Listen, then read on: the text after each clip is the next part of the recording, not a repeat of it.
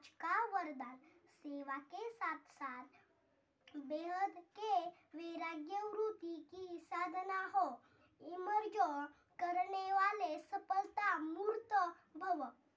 सेवा के साथ साथ बेहद के वैराग्य वृत्ति की साधना को इमर्जो करने वाले सफलता मूर्त भव।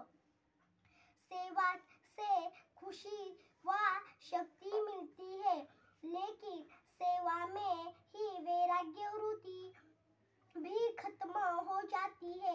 इसलिए अपने अंदर वैराग्य वृत्ति को जगाओ।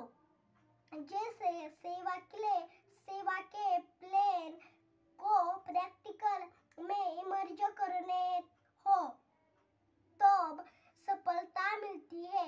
ऐसे अभी बेहद के वैराग्य वृत्ति को इमर्ज करो, चाहे कितनी भी साधन प्राप्त हो, लेकिन बेहद के वैराग्य वृत्ति की साधना मर्ज नहीं हो।